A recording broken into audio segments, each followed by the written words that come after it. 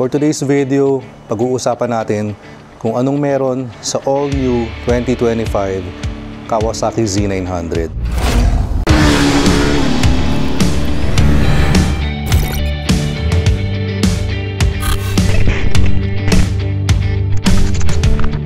So kung nagbabalak kang kumuha as your first big bike or mag-upgrade, then panoorin mo tong video na to. Sa mga fan ng Sugumi style, matutuwa kayo na hindi naman masyadong nabago yung overall look.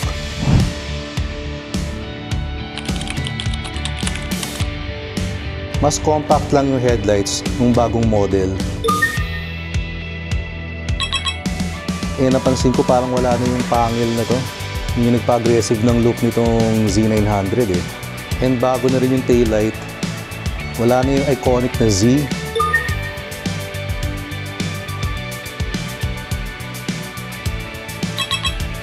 Pero itong taillight pala natin hindi na stock to ha.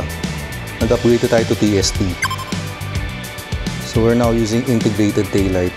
Also kung mapapansin nyo, itong current Z900, plastic yung mga fairings or shroud.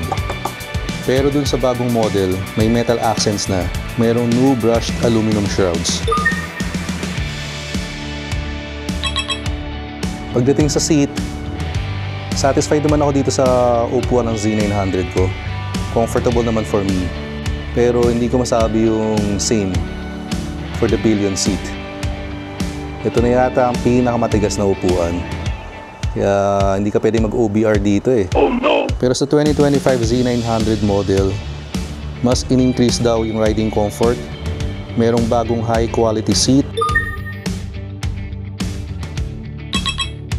Pero from what I learned, because of that, medyo tataas lang ng konti yung seat height. Ito kasing Z900 natin is 820mm. Pero doon sa bagong model, because of the new high quality seat, tataas to 830mm yung seat height. So konting-konti lang naman yun. In terms of engine, same pa rin naman, 948cc inline 4. Pero yung bagong model is naka-electronic throttle valves na or ride-by-wire. Medyo iniba rin nila yung tuning because medyo nabawasan yung peak power eh.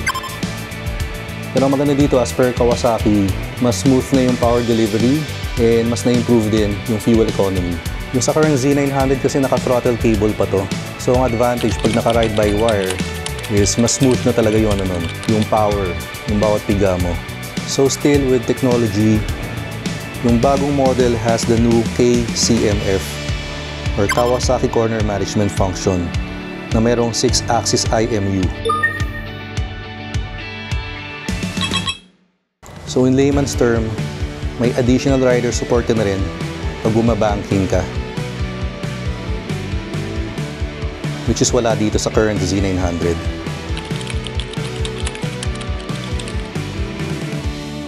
And for me, dito ako naging excited sa bagong model. Kasi meron na siyang KQS or Kawasaki Quick Shifter.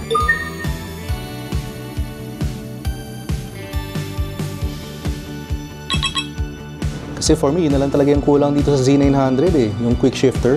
So ang tanong ko na lang doon is compatible kaya yung Quick Shifter ng 2025 model dito sa previous version. So kung mapapansin nyo, panay technology and performance yung mga updates eh, no?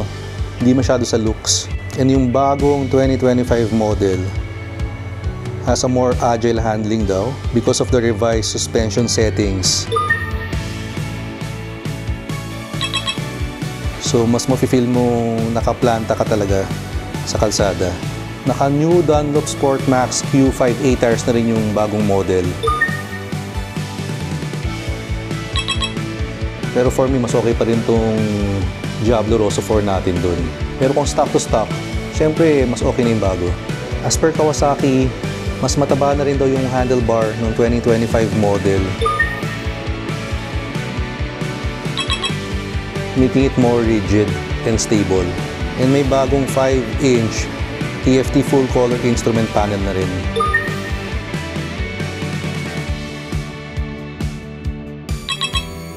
Pero for me, mas gusto ko pa rin itong sa current Z900.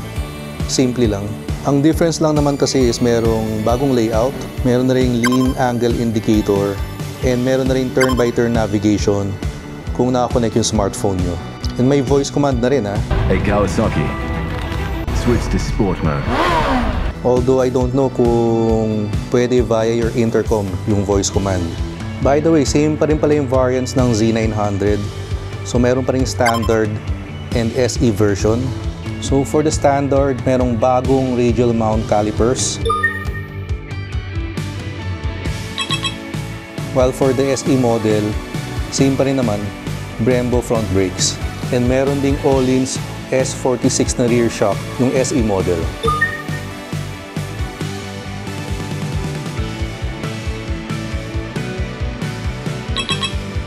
Yun ang binabayaran dun eh, yung may nakita kang yellow. And another reason na mag-SE is kung gusto mo magkaroon ng USB Type-C outlet. So far, yun ang mga bago sa 2025 Kawasaki Z900. So tingin nyo ba worth it mag-upgrade? Or goods pa tong current model? Tara, sound check din pala tayo.